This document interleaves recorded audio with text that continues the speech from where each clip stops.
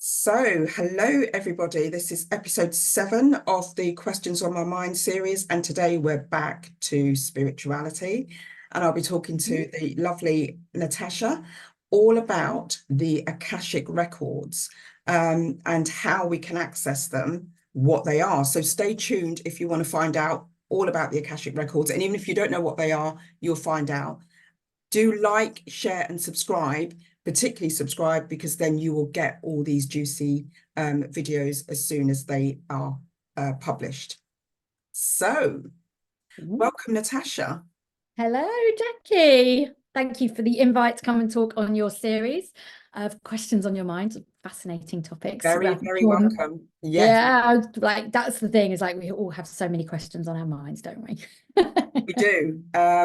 And you know me, so you know that I've got a very questioning mind. Yes. And I know we've spoken in the past about the Akashic Records, but what are they? Now that is a big, big question. So yes, well, the Akashic Records are vast and infinite. So that's probably a good place to start. But we can keep it really, really simple. So if you are really curious about knowing how we repeat patterns, how we're repeating and playing out energetic patterns, if we want more clarity on our soul mission, on our soul purpose, we know that there's something more to the things that we're doing here on the earthly plane. We're walking our journey, we're going through life day to day, month to month, week to week, and it's really about, we have a wider curiosity. The Akashic Records can really support us in answering those curious questions that we have, how they can really give us guidance, support, wisdom, little nudges that support us on the journey. But what the Akashic Records are really, really is a big topic. But I like to, shall I just go into explaining what they are to start with? Yeah, Is that a please. good plan? Yeah. Because I can keep it to a nutshell, but to know and understand that actually they are the wisdom that is all around us. They really are our support and support system to understanding ourselves better, why we're here, who we are, and how we can allow ourselves to live more consciously, more with curiosity about making powerful, sovereign choices about the path we're walking. We are divine beings. We're talking about spirituality in this session, Yeah. but we are more than just our human selves. So we know of the Akashic Records. They've been talked about for centuries and centuries. We've known about them for millennia. The way I love to describe the Akashic Records is that we know that everything is energetic. Everything we think, do, say, speak, enact has an energetic resonance. It has an energetic vibration. Everything holds energy. So we know this now through science. Like, everything's energy. We are energetic beings. Energy is what makes us. And so everything we do has an energetic resonance. If everything we do has an energetic resonance, then what happens to that energetic resonance? We also know that we can't destroy energy. Yeah. We can't like have a feeling, have a thought and go, oh, I want to take that back. It's out there. It's like we say something that we don't mean, or we say something out of anger or, frustration, and we like go, oh, I didn't mean that. I want to take it back. We can't. It's out there. But what happens to it if we can't destroy it, if we can't take it back, if we can't break it down? What happens to it? Because we can transform it. We can take something from anger, frustration, and we can then transform it into something that is more filled with light, more filled with love, understanding, compassion, calmness.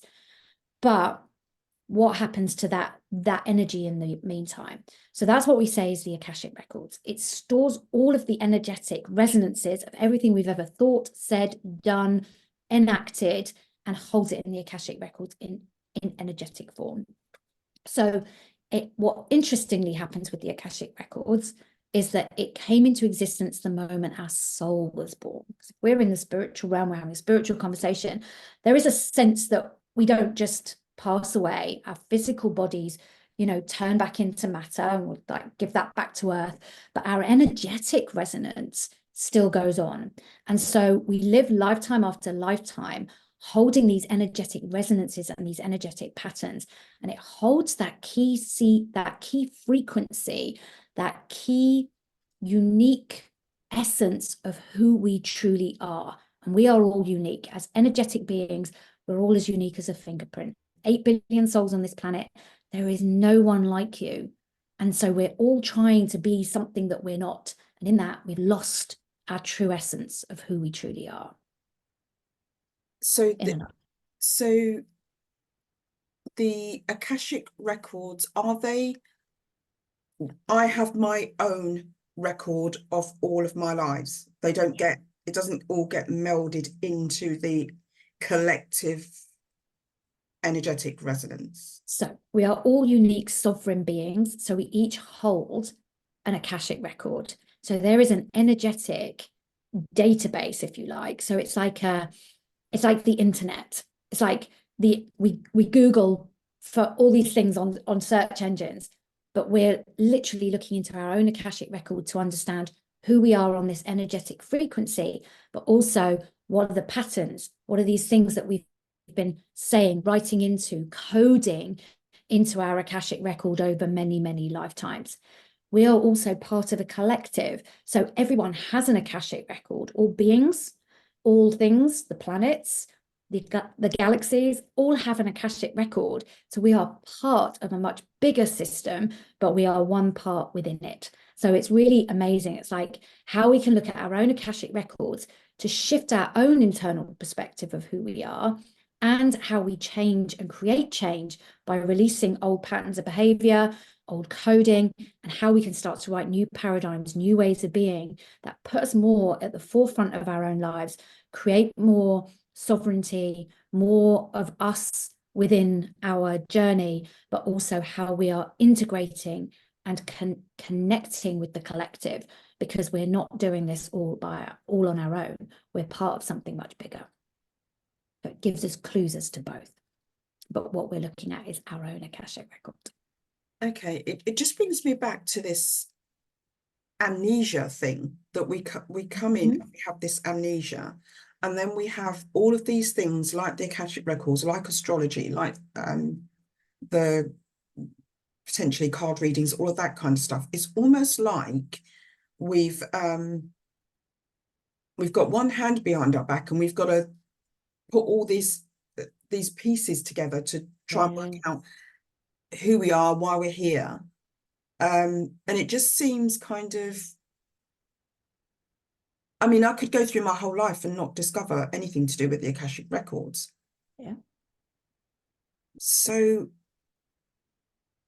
you may not be able to answer this, but why is it made so, what's the word? Is it just part of the, I'm going to call it game, because that's just the word that's come to my mind. Is that part of the game, that you're here to see whether you can discover all of these things? That is part of the mission of being here. Otherwise, why would you know about it coming in? Why do you? So that's a really interesting thought. I don't believe it's a game.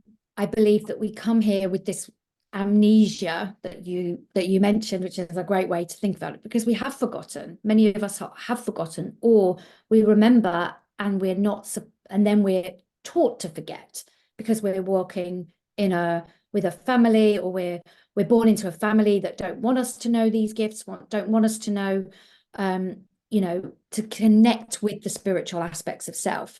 We've also got to remember and look back at history. If we really truly knew how powerful we were, we would be having to, it would create a lot of unrest within things. And we're experiencing that now anyway. It's a bit like, it's a bit like saying, it's like we are truly powerful. We truly, truly are. If we only could tap into 10% more of our uniqueness, of our power, of our sovereignty to make choices and decisions that serve us and the collective, the world would be a far different place.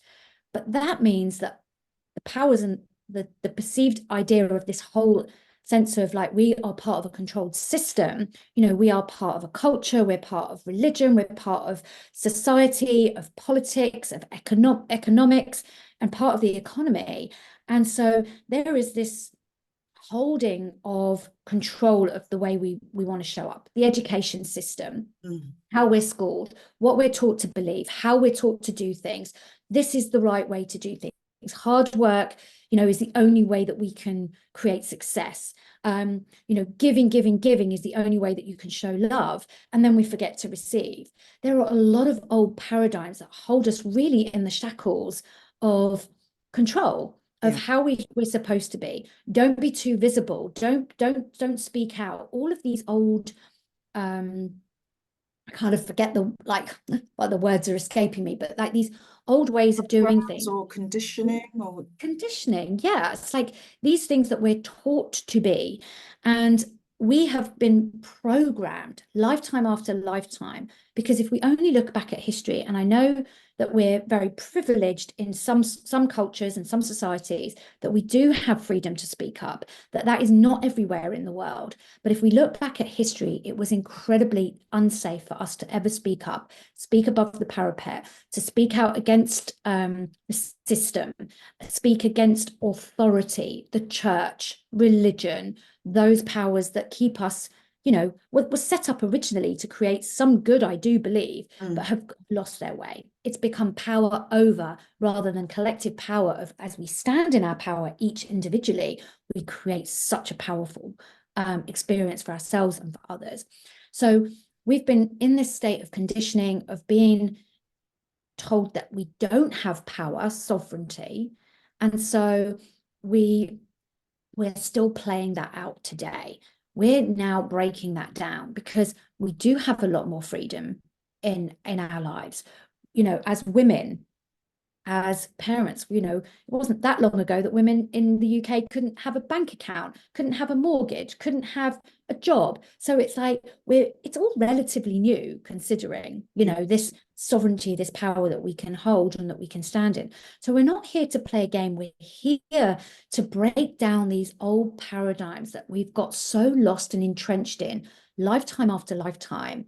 And we're being encouraged, invited, nudged, I want to say sometimes pushed through spirit to start standing more in our power and saying, how can we stand up more for the things that we believe in, not to fight against what we don't believe in. This is a really important distinction, because the more we fight against the old systems, the more fight we create, and the more resistance we create, and the more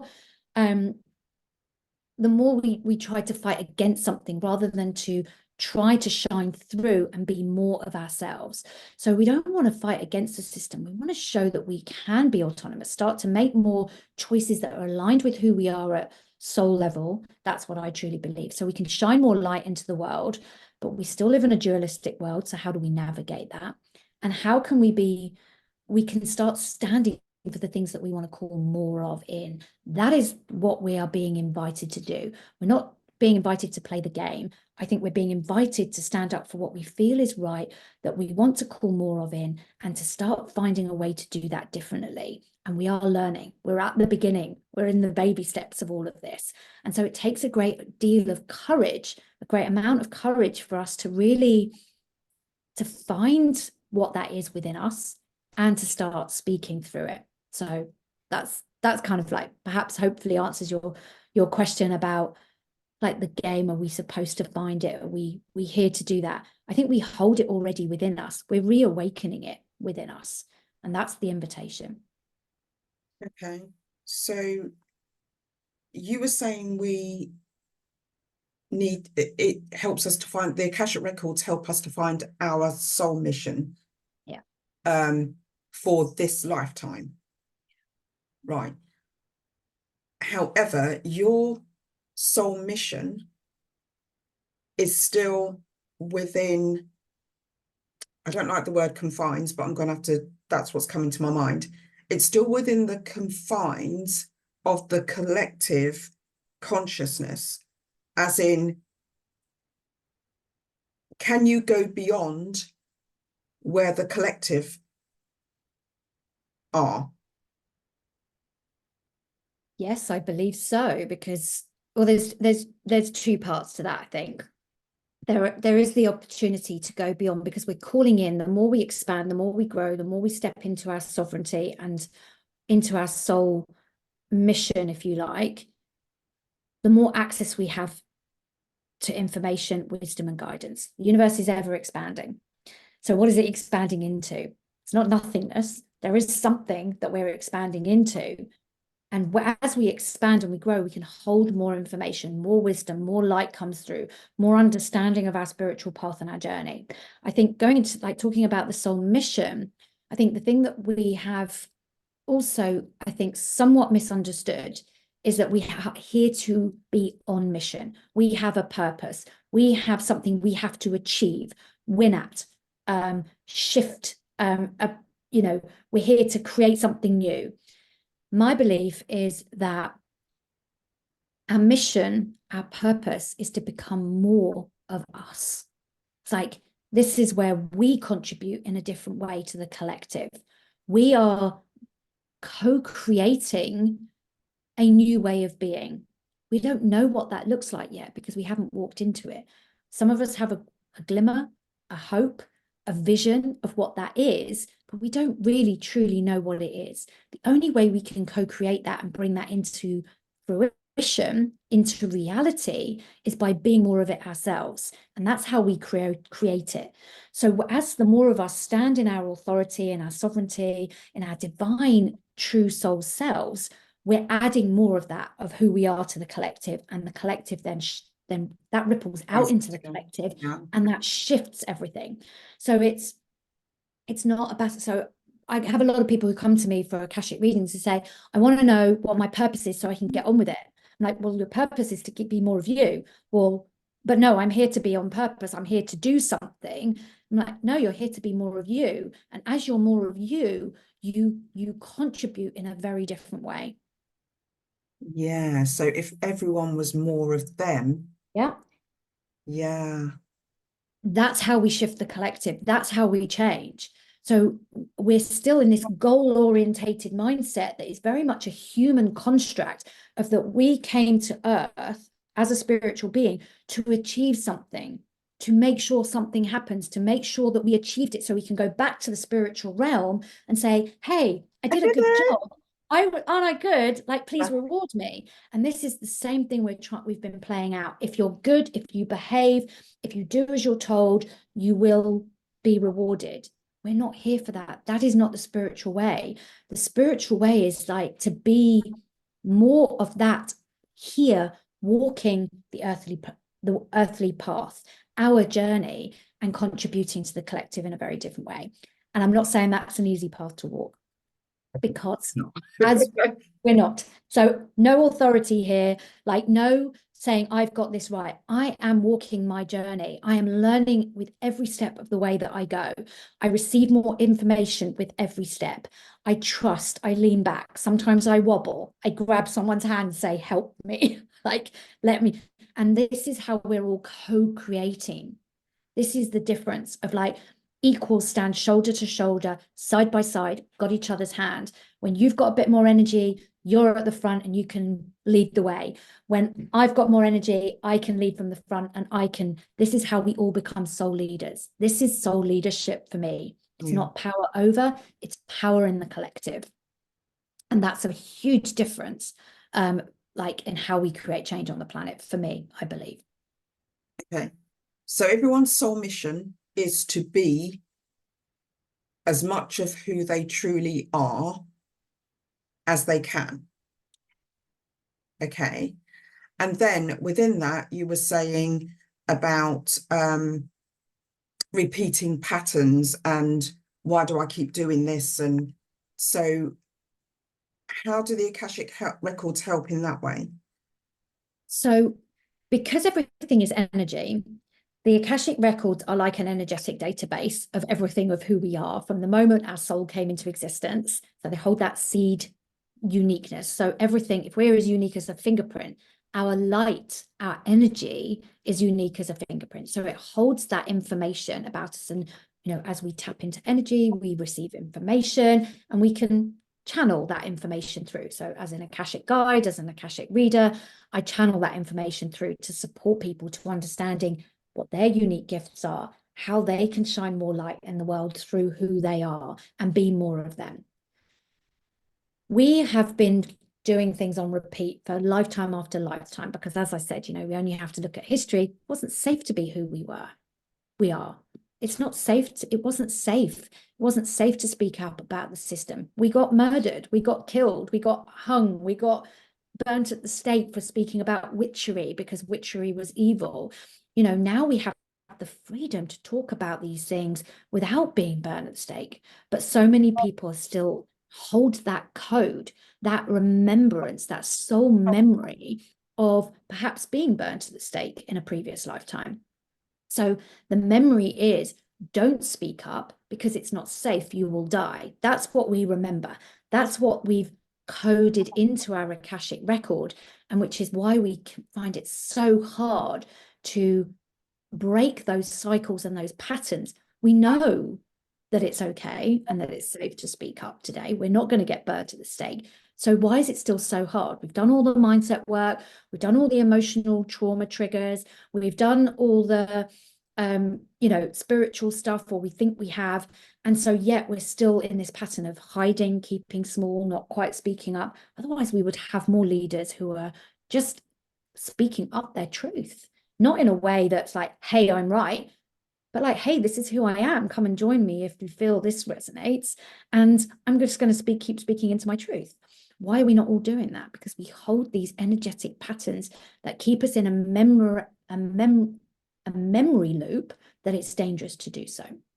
So what we can do is, when we tap into the Akashic records, we can find out what that past life was, the pattern that was created, and we can release it from the Akashic records to then create some space, because we're releasing that pattern of I'm going to die if I speak up about it. And we create a new opening, a new space to be able to rewrite that with something that's going to support the journey going forward, such as trust, independence, like these kind of things that are going to support us into stepping into more of who we are. So we can release it, we create space in that release, and then we can invite something new in that's going to support the journey and the place we're moving forward. And this goes for relationships, how we are in repeating relationships with colleagues, in romantic relationships, with parents, with siblings, with family, but it's also around our health and well-being as well. So like, how do we break out of bad patterns of behavior around our health, how we're treating our bodies, self-love, self-kindness, self-compassion, all starts with self. It's not to be more loving, give more love, give more compassion. How can we show that to ourselves first? That's how we change the paradigm. Right. It's interesting because there's this lady called Isabel Belarus, who I would love to have on at some point, who talks about bio reprogramming, or that's what she calls it. But it looks at things more from the perspective of us either repeating patterns from, how can I explain it? Kind of our lives reflect things that might have happened, say, to our parents when we were in the womb. So what went on from us from birth to sort of say 6 or 7 years old. What was our parents' life like? Did they actually want us? Did they? All of those kind of things go into the programs that we have that we repeat. So sometimes it might be that we actually subconsciously, this is not a conscious thing, present a solution or perceived solution biologically to a problem that our parents might Absolutely have. So it might be, this is just a really bad example, but our parent didn't actually want a child, or they were in a relationship that they felt trapped in and they wanted to separate, but they couldn't separate. and the child ends up having loads of relationships that don't work out and they keep separating from their partner, expressing a solution. The mum couldn't have left, but they are leaving. But they don't know that it's a program that they're repeating. So I guess the concern that it's raising for me is the Akashic Records are one thing that's about your soul kind of signature, but then you've got maybe layers of programming from other things, like what you've picked up from your parents or things that have happened in this lifetime. Yeah. So I can explain that. And it's Okay, it's a great question because and it's absolutely true. You as an egg were already existed in your grandmother. So when your grandmother was a fetus, she already held the eggs that she was going to birth your mother, and so your mother was already there, and then it was like you already existed at that point in some energetic form. You have the programming of many, many generations, because your grandmother then had the programming from previous generations, and they're passed down. So you can have that through the lineage. When you add that to, well, you also hold the programming from your own past lives.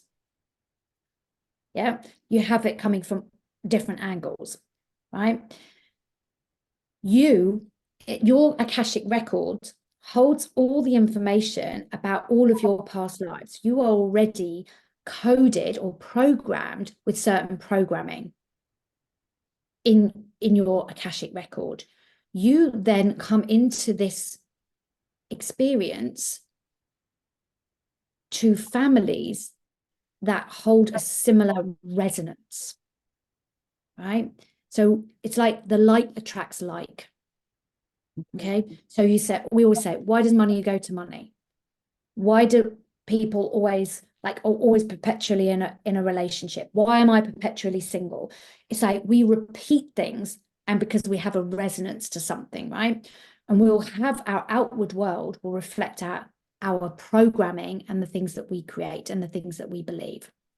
So with that, we already hold it in our Akashic record, the programming of our forefather, of our ancestors. We already hold a resonance of that. So we are bringing in this energy of who we are as a resonance into a physical experience with a family or past generations that are of a similar resonance to us. So we hold it already within us. So it goes both ways. So we will come into a karmic experience with families that are of a similar resonance and what we hold programming wise. So we're just on repeat. And so it's both of those things. And our Akashic records, I'm not sure if I'm explaining this quite right, but it's like our Akashic records hold all of that information of all of our generational and past lives, because we've incarnated with other people in those past lives. So all of the things that we've lived and experienced before, this is just another manifestation of that. And so we have within us all the programming of our past generations, also our past lives as well. And we're just coming into a resonance and a timeline where you're born, and it's all of it. So we're not just dealing with I know. So it's like it is a bit of a mind bender, because so it's nothing is right or wrong. It's not to say you've got this methodology and this methodology. For me, everything that is in existence, like we've got we've got Reiki energy healing, we've got, I can't even think, there's like numerous different biohacking, we've got all of these kind of things that we different ways of understanding the world, and they are all right, they are all accurate. And because I teach the Akashic records as well with other practitioners, what I hear so often is, oh, I do this other modality and the Akashic records completely reflect this, because the Akashic records are who we are, right? So when we're picking up on all these other ways of receiving information, the Akashic, it's all part of the Akashic system. From going to the, probably one of the first questions you asked me, is it's about the individual and the collective. It all exists in the collective. So when we affect or change something within our programming in our own Akashic record, it ripples out, which is why, and I don't know if this is what this lady does, but when we change something, we change it across timelines. We heal it backwards and we heal it forwards. I know that when I do healing within my Akashic record and I clear certain patterns, I see them change in my family. I see my mum who changes. I see how my sister changes. I don't have children, so I can't comment on the way it moves forward. But we then release it from ours. We role model something completely different. We give off a completely new frequency and resonance to something we've shifted, and our children, the next generations, learn from that and change their own programming going forward. So that means that when they come to have children, that programming is no longer within their system, so it cannot be passed down. Okay. So it sounds like the most important thing is understanding the programming before you do any sort of healing modality or anything like that. If you don't know what you're working on. Yeah. So consciousness and awareness come with great responsibility. Yeah. Because if we become aware of a pattern, what we're actually, and we don't change it, what we're saying is we're choosing not to change it. So which is why so many people don't want to look at things, because they don't want to take that level of responsibility to say it's up to me to change it. So when we start on this journey, as like you probably know, it's that when we open that door and we start to look behind it, it's virtually impossible to close it again.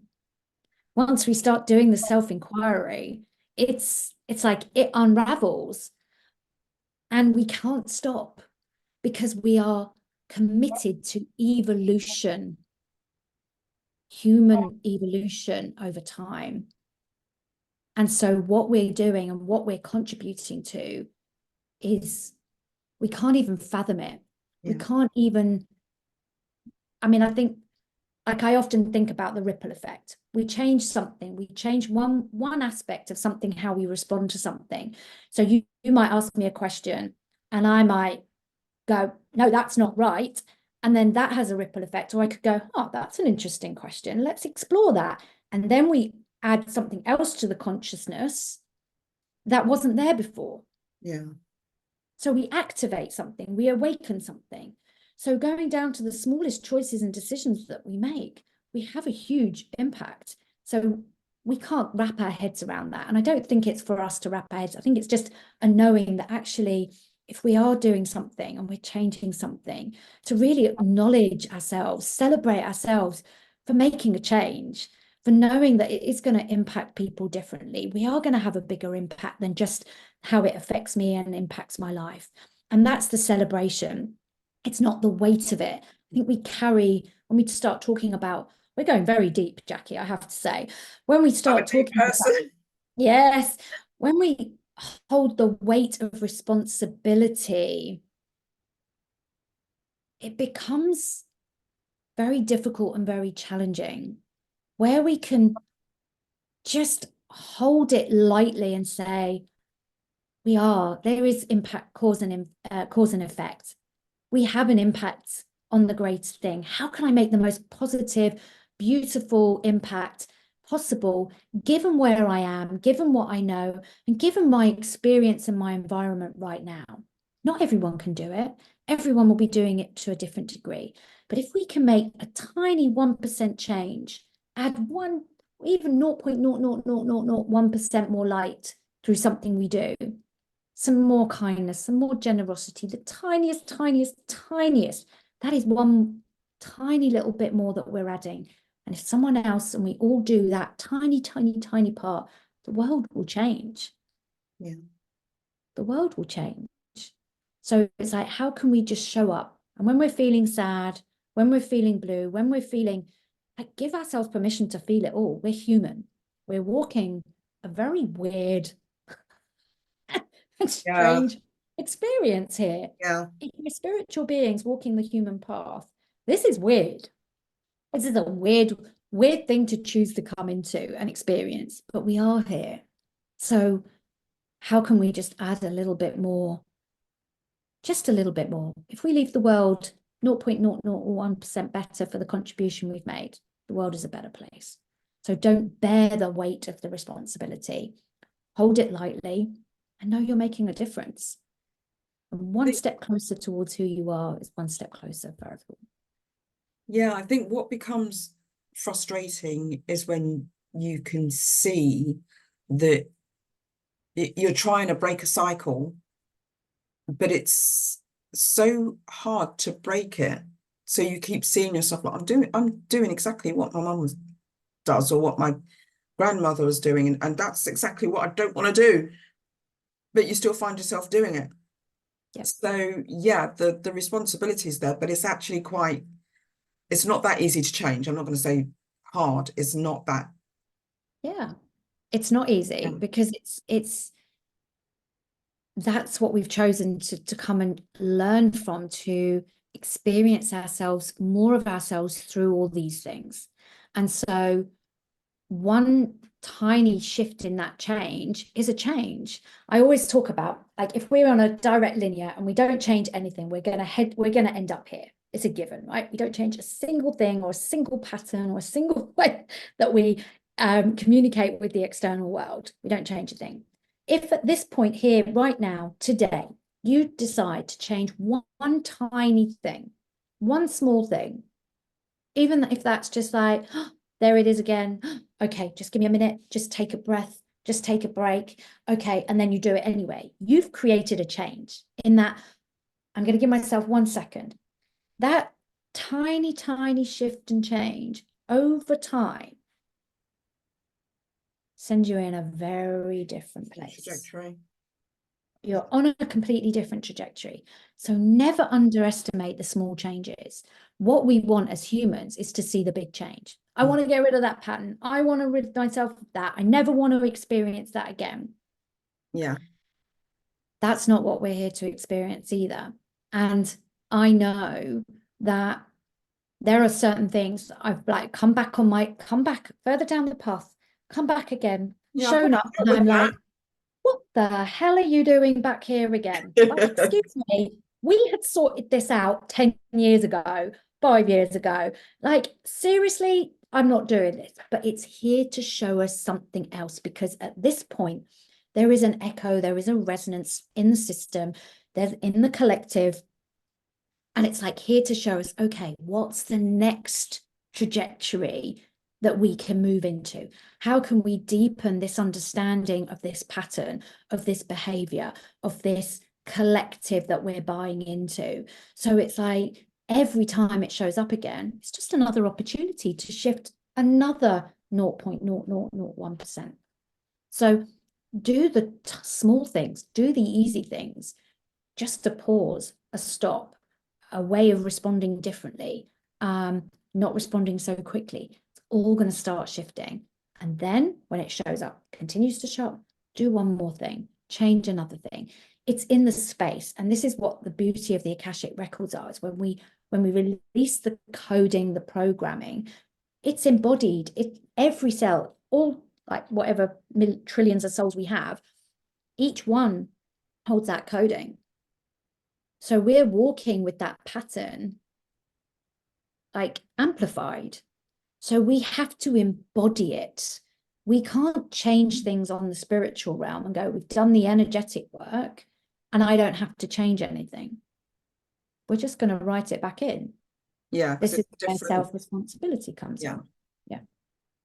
It's like when I used to work with energy healing and do Reiki sessions, I always found that the kind of mindset aspect was such an important part of my sessions. I didn't really understand it 20 years ago when I was doing it, was because when people come for an energy session, they leave and they go, wow, I feel amazing. I feel like something shifted. It's great. They come back 2 weeks later. I'm like, back where we are. I'm like, what did you change? And they're like, well, nothing. I felt great after that session. I didn't think I needed to change anything.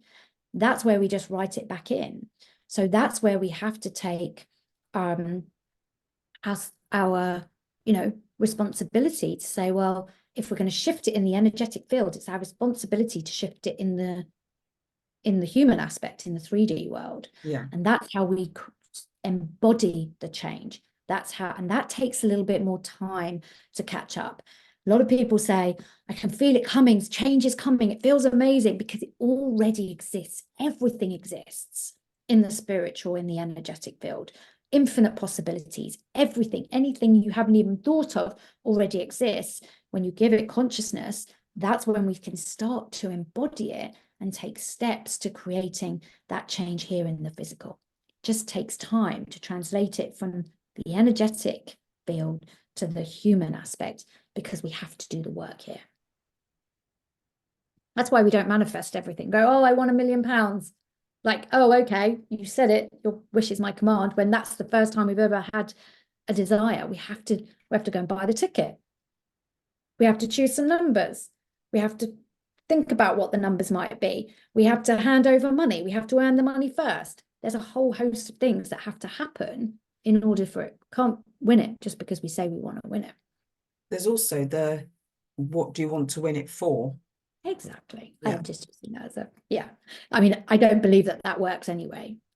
I think it's 90% of people who win the lottery lose it within the first 12 months. They're not resonant with it.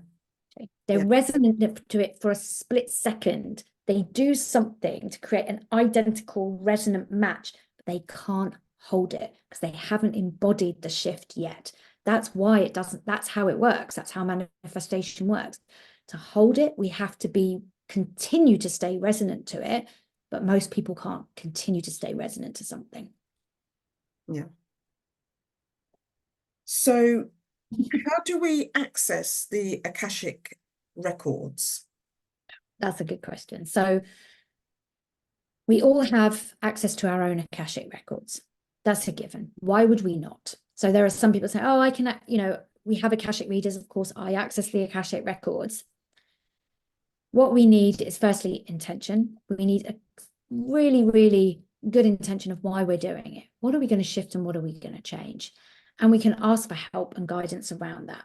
We then have to listen to the wisdom and guidance that comes and take action on that wisdom and guidance that comes.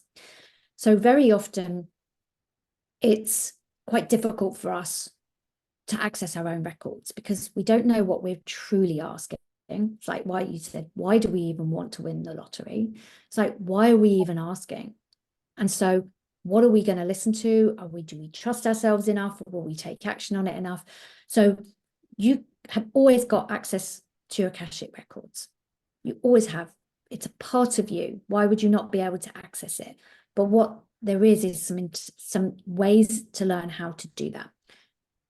For me, it's about connecting with something that's coming up for me. If I'm reading my own records, I've been doing it for many years, then it's about really being in a space to receive the wisdom, the guidance, and why I'm asking, and then how to do that. When I'm asking for other people, again, it's very much about the intention. What do people want to know? Why do they want to know? Do they just want somebody to fix them, fix the situation, make it go away, without really recognizing that they have that responsibility after a reading to then Go do the take work. the action? But what I find with the Akashic reading, which is so fascinating to me, I kind of use the analogy of like when we do a clearing in the Akashic record, it is like we've got our path, we're walking our path, we're kind of stumbling over some branches, some twigs, some debris that's in the way. Sometimes it's a bit of a molehill, like a bit of a hill, we have to clamber over it. Sometimes it's like a great big huge mountain, and we think, how the hell are we ever going to overcome this? There are varying degrees of things that are in our way. When we do the Akashic clearing, what we are first and foremost is giving people consciousness of the patterns that are showing up. And that is the beauty of the first step, because whenever I do a reading, don't know people, and they're like, how, like, oh my gosh, like the number of people that say to me as well, I've never told anyone that anyway. Like, this is my little thing that I understand about myself, but nobody knows that. How do you know that? It's because we can't lie. When something wants to be revealed that is getting in our way of our next step, it can't not reveal itself. What we choose to do with it is a different matter. But what happens is it's almost like just getting a big energetic broom and just sweeping everything out of the path in front of us. And we get, for a while, this clear run. Yeah. And we can't ignore it. So there's these things that keep coming up, like from the reading, and it's like, oh, this is now showing up. Okay, I need to change that. So we change something, we move into a slightly different trajectory, and things start to shift and change. It's like it's such a beautiful unraveling and unfolding that then ensues. Of course, then there's other things that we want to release, let go of. And sometimes we can't. I mean, even I go for readings because I can't see what's right in front of my nose sometimes. Like, we don't want to see certain things. So it helps to get that clarity from other people. But the beauty is that I think from the Akashic readings, what I notice time and time again, it's like we can't not do something about it. It's like everything is kind of put in front of us to help us and support us. We can't ignore it anymore. We can after a time, but for the time being, we can't ignore it. And then things start to shift and change. So to access the Akashic Records, again, it's vast, but we have to have intention. And I think sometimes we can be wishy-washy with our intentions, and then we get wishy-washy answers. And then we take action on wishy-washy things and we get wishy-washy results. And then we go, well, see, it was a load of rubbish. I can't trust my own Akashic Records. But we are the Akashic Record. So it's like, it's just a reflection again of what we're doing, the patterns we hold. Is that something that you keep doing, looking for things like the evidence isn't there, so we give up? It's like, that could be a pattern. So it's like, it is trust. We have to trust more and more. And again, trust is very hard when we don't have the evidence. We have to build the evidence for ourselves. Trust, trust, trust. The evidence will come. Keep trusting. It sounds like a slow process to an extent, whereas we come in just thinking, right, I don't understand why I keep tripping up over this thing. I'll just have this reading. I'll have the answers. Done and dusted. Jobs are good and move on. Why hasn't everything's it changed? Yes. Well, a slow process. So slow is a perception. We are all about, in the human form, and what we've been taught is all about instant gratification. We want something and we want it right now. Yeah. There are certain things in my life that have taken years to evolve, and I'm incredibly grateful for that, because I have lived very consciously throughout that time to create that thing. So I'm trying to think of an example. So we have just manifested a beautiful property in Portugal. We're going to be leaving the UK. This has been my dream for 20 or more years. Okay.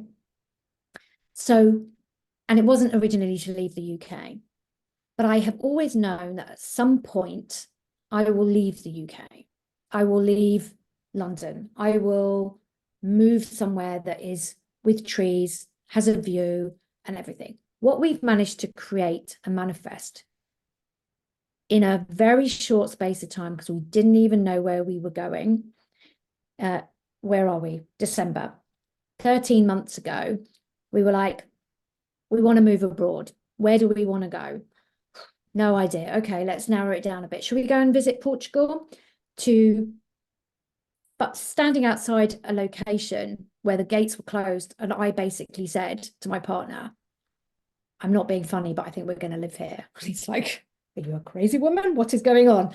Like, not quite sure, but I can tell you, I think we're going to live here. And within less than 12 months, or 12 months to almost to the week, we owned the property. Now, you could turn around and say, well, that took you 20 years to manifest.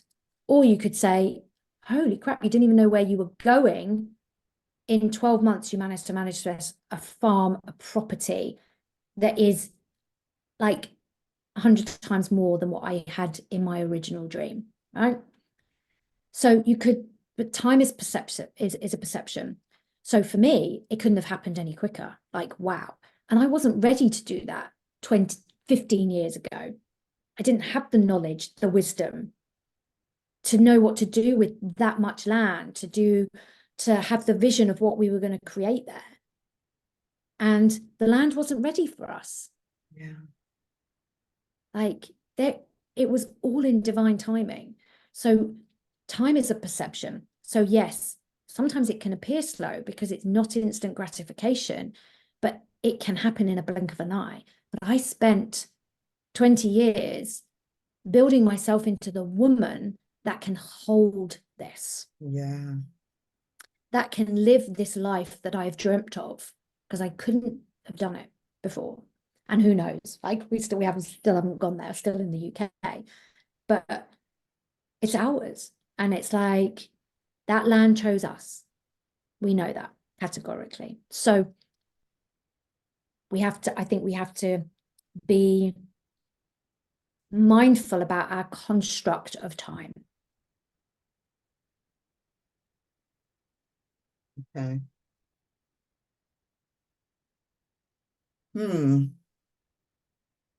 So because you were talking about clearing when I asked about accessing the records. Yes. How is that? Is it a reading? Yes. So in short, if somebody came to me for a reading, they would give me a little bit of information. I would tap into their Akashic record. I would intuit, channel information that help them to understand who they are at soul level and their gifts that they are here to become more of on this journey, in this human life experience. That's going to support them to creating change that they desire in their life. And also it will bring up some past life experiences that identify the energetic blocks that are stopping them, the debris on the path that are stopping them from being more of their authentic true self. What's getting in their way? Why is this holding them back? And then we clear it in the Akashic record. So it's an energy clearing. I will then share with clients, what these blocks are, who they are. Watch as they join the dots of all of things that have happened in their lifetime over the last decade, couple of decades, 3-4 decades, and how that all has led to where they are today. And then what I do in terms of the clearing, I clear in the Akashic records, so I do some energy work, but I also love to guide people through their own activation and clearing so that they can start to embody and activate these new cellular patterns that are going to support them on the journey going forward. So I activate new codes for them so that they can start to feel the resonance, feel into that energy. That's also going to support them to understanding the changes that they can start making here in the physical to affect and impact change and start to see the results and the manifestations of that shift and that change and that clearing in their lives. I don't want to use the word but I realise I keep using the word so. So we'll change it up a bit. But you can do that energy clearing, just like you were saying with the Reiki and everything, and you come out of it and you have, say, like an epiphany, and you understand things and you have an awareness and you are, this is what I'm going to work on and this is how I'm going to change this. But you're in that energy of it. And then you start to go back into the day-to-day madness that's just purely 3D. And start to lose that resonant frequency because you're pulled back into the humdrum. So then you just end up going back to default. You can do, but that's what I was saying before, is that sometimes with the Akashic readings, what I found is that it's quite hard to go back to default. You have to try it and work quite hard about it. I also think that people who, if you're still listening, this is creating enough of a soul pull. This is your soul tapping you on the shoulder saying you are ready. So for me, it's really about that people they're ready for this change. They want that. So for me as well, I don't just offer single readings. Very, very rarely people come to me for a single reading. It's usually over a few sessions. I offer support in between to keep people I was going to say on the straight and narrow, but that sounds a bit weird, doesn't it? But just on that path, so that they can still keep being reminded Which that you're things brilliant come. at, by the way. Huh? Which you're brilliant at. Oh, thank you. That support in between. I mean, I had coaching, which is a bit different, but I think it's invaluable having that ability to have contact in between, Yeah. because if you just go sort of one session and then you just go Yeah. to people 2 weeks and you've got 2 weeks until your next session or a month until your next session, it's like Yeah. starting from scratch again. Yeah. Yeah. Yeah. So it's really important to keep, as I said, it's like when we wobble, we want somebody around just to say, hey, I'm wobbling. What I find is that generally when people have that, like reach out and say, this is going on, they generally, because they've got the access and the channels open to the wisdom and the guidance of their Akashic record, because we open those channels, right? That the wisdom and guidance comes through for them. And like by the end, they're like, oh yeah, okay, I worked that out. I've sorted that out. That's okay. And that is true, like autonomy. That's like I can talk something through and I can understand that I have control and I can work this out. I'm just using somebody as a soundboard, as a springboard. And sometimes I'll have another layer of wisdom or information that channels through, and I'll share that. So they've kind of like got that bit. They were here with something that was going on. They kind of go, oh yeah, I'm here. And then another layer comes through and then they're there. So it's like, that's for me is the joy of it, because we want to walk the journey. It's not just like, oh, this one thing, this one session. If we're searching for this one thing that's going to fix us, we believe we're broken. That is a pattern that we need to shift. Those things take a little bit of time.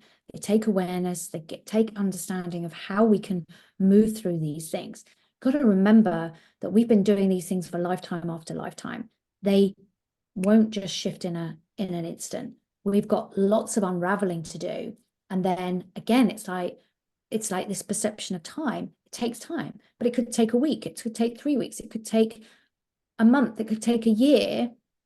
But a year, when we look back at like we're sitting on at the end of 2023, like we think back to the January, that's a blink of an eye. Yeah. And then we go, oh, but it's going to take me a whole year to work all this out. Like when I think back to, wow, everything that I've managed to create from this 1% or tiny percentage of a trajectory shift, look where I am now. Wow, that's huge. We've got to be in it for the journey. Yeah. And it's going to continue to unravel. There is no there. There is no done. There is no, life is just. So how do you get out of that mindset of, because I always have this, by the time I'm 20, I'm going to be like this, and then, but okay, by the time I'm 30, I'm going to have this all sorted. I'm going to be this sort of person. And okay, by the time I'm 40. By 50, 60, we've got to recognize, I think, that we're on a journey, that it's the moments we create. I talk about this a lot. It's about the memories that we create. They've done so much research and so many studies that people who are on their deathbed, it's not the things that they wish they'd accomplished, the things, the more money they'd had, the harder they worked, all of these things. That's not what they wish for. They wish they'd created more memories, more moments with loved ones, more things that filled their cup, that made them feel alive, took risks. Like they wish they'd done the things they were too afraid to have done. Yeah. And so why do we have such a hard time believing countless people in the research around this? You're not going to regret the mistake you made. You'll regret not trying that led to the mistake where you learned something and that shifted your life in a different trajectory. It's like, I am a huge fan of moments. Like I just recently turned 50. For the day I turned 49, I was like, everyone's like, what are you going to do when you turn 50? It's a year away. I'm like, I'm not buying into that. I'm not going to live my life waiting to just celebrate one day. Yeah. I'm going to make this the most extraordinary year of my life on the way to 50. And that's when we manifested the farm in Portugal. Wow. Right? It's the moments. Hold on to, cherish the moments, celebrate the moments, celebrate the learning. It's not going to be only the amazing, wonderful joys, successes that are going to shape your life. It's going to be how you held a parent through yourself through grief when you lose a parent. It's going to be the moments that you created with them. It's going to be the moments with friends. It's going to be the special occasions. It's going to be all the little moments, the moment, the day you woke up and thought, wow, that was a tough ride, but I've come out the other side. So how best do you use the Akashic Records on an ongoing basis? That's a good question as well. I think with everything, it's like work with them as you're guided to. I have a free meditation that channels and works through to activate and open up the channel wisdom for you to release something in your Akashic records that you've been holding on to. It's guided. It is activating something new, a new cellular code that can support you on the journey going forward. Be open to learning. Be open to understanding yourself more. What do you need? Bring it back to you. Like, how can you love yourself more, care for yourself more, nourish yourself more, cherish yourself more to create these moments that I'm talking about? It's like, you are your Akashic record. Create a relationship with your Akashic guides. Create a relationship with who you are on a spiritual level. Allow your spiritual self to navigate you through this life. It's not about becoming more spiritual. It's about embodying your spirituality here in the physical. And I think that's a lot that we have got the wrong way around. Let's be more spiritual. I need to be more spiritual. Let your spiritual self float through you to kind of walk alongside it, start taking the steps, get to know yourself more, live more of who you are, bring more joy to everything you do, and like allow that to flow through you. I think that's how we channel this wisdom. It's like bring it back to who you are and allow it to flow through you. You just mentioned Akashic guides. So you don't, who are what, the Akashic guides? Because I thought you just accessed the database yourself. So we have different, so some people will have will know that there are energies that are supporting them, and guides that are walking alongside them. As with everything, there are layers of everything. So there are, if we've heard of the Akashic keepers, there are energetic beings that are looking out for, nudging us. They're the communicators between us and them. So us and our Akashic records. So we have a guide team that are supporting us. That's a whole nother conversation about, but we are always supported. There are always energetic beings that are supporting us on our journey.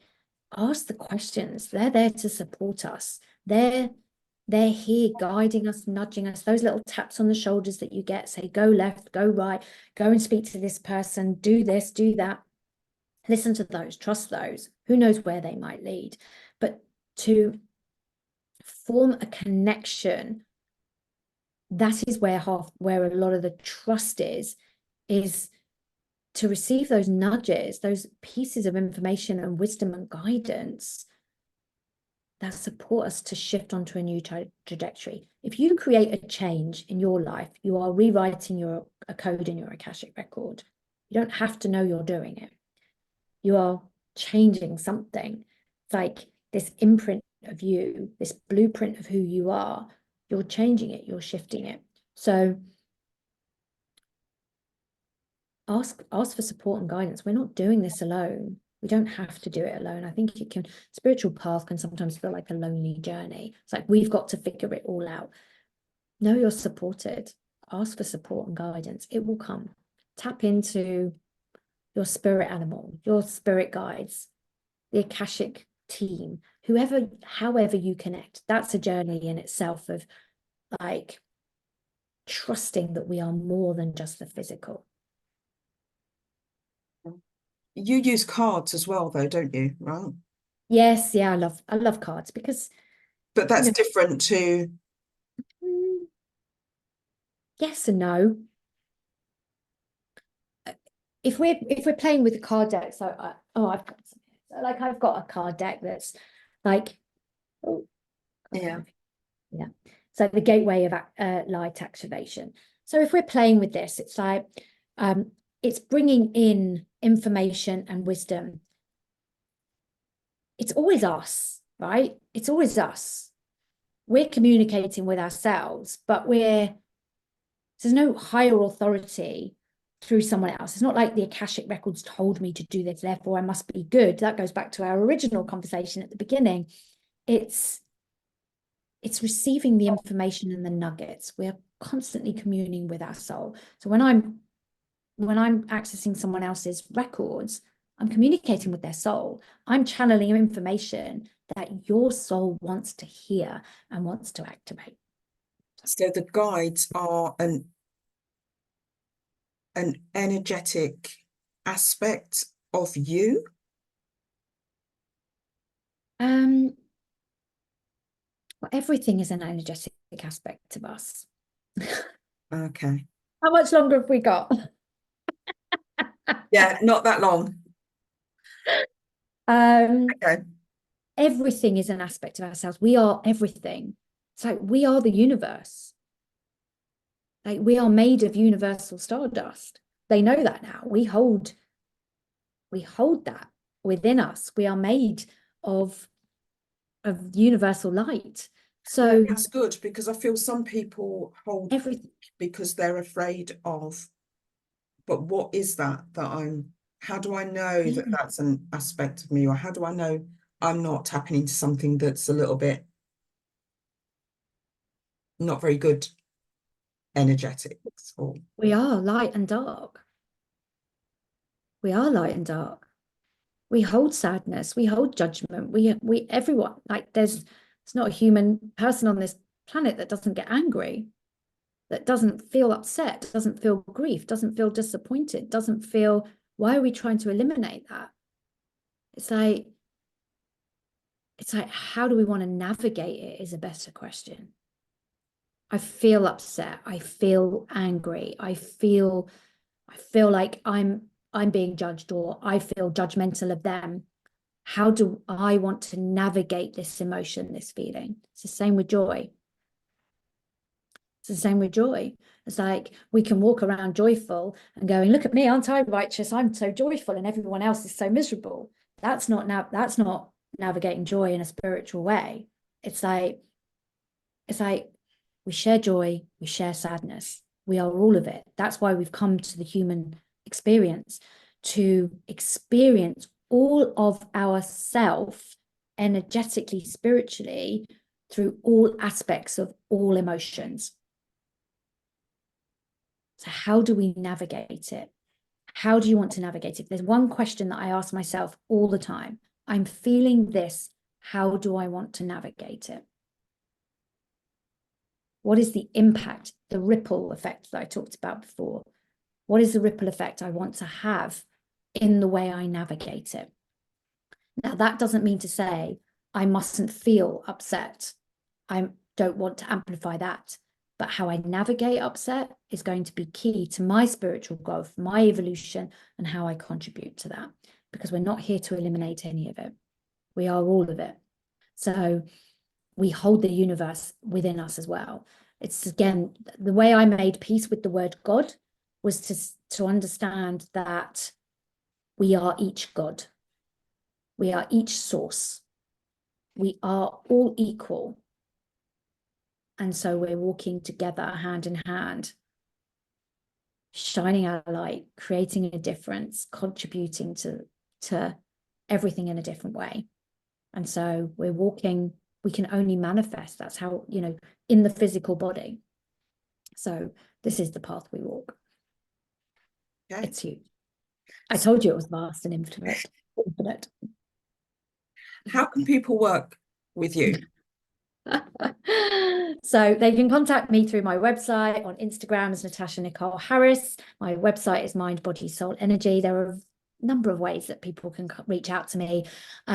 Enjoy my newsletter where I share tips and tools and wisdom.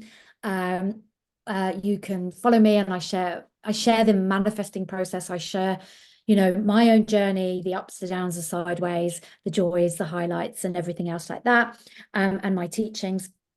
But if you want a reading, it's all on my website. You can come for 1 reading, 3 readings. You can work with me for longer, however you feel, or whatever you're nudged or guided to do. I do find that most people find me because this was a calling. Something in them was like, oh, I need to find out more about the Akashic Records. They found me, they've resonated, and they want to know more. So I work in a number of different ways. I'm also calling soul leaders. So leaders who are here to make a difference, not to lead, as I said, to lead in the front, but just to be a leader for change.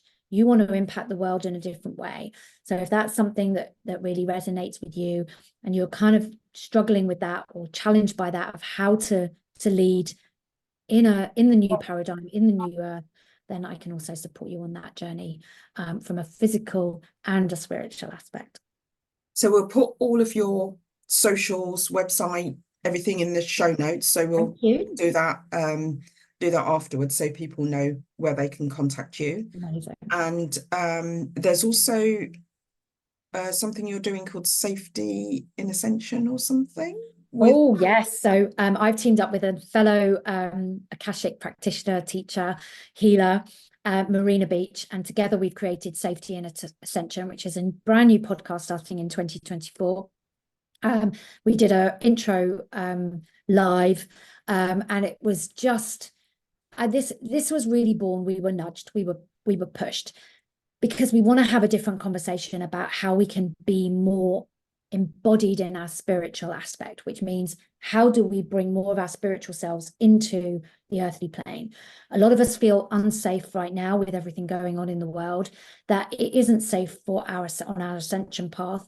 And how do we create more safety in that?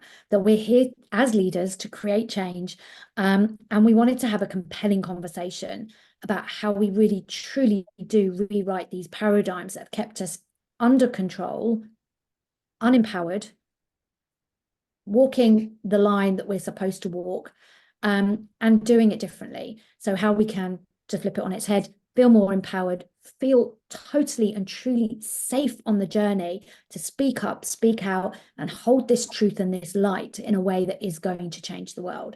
So come and join us on our YouTube channel, which is Safety in Ascension. There, we really want to have a powerful conversation that empowers spiritual light workers for the next generation. That's what this is all about. So thank you. Yeah. So how often is that podcast going to be? So we've intended it to be every month, but I'm hearing right now it's going to be more regularly as it evolves. So yeah, if this is a conversation you want to tune into and listen to, you'll know if this is what you need to hear. We're gonna challenge some paradigms, that's for sure. Let's put that in the show notes as well, because it's a new Thank thing you. That would be amazing. So yeah. we're just building that right now. But I feel this is a conversation the world needs to have, that it's okay to speak more into what our truth and our authenticity is, and each hold our autonomy, sovereignty, and power within us. We're powerful, and we need to bring that back to the individual. That's for sure. Yes. Yeah, thank you. Thank you so much, Natasha. Oh gosh, that went on a deep dive that I wasn't expecting. So thank you for I'm the a very question. deep person, so that's why I called it questions on my mind, because Yeah. there's so Brilliant. much more I could have asked, but thank Brilliant. you. Don't go away. No. So guys, please like, share, subscribe if that's if you found that really interesting, which I hope you did. Akashic Records is just mind-blowing. And yeah, don't go away, Natasha. We'll say our goodbyes off screen, but I hope you guys really enjoyed this, and watch out for more. Thank you. Yes, thank you. Thank you so much.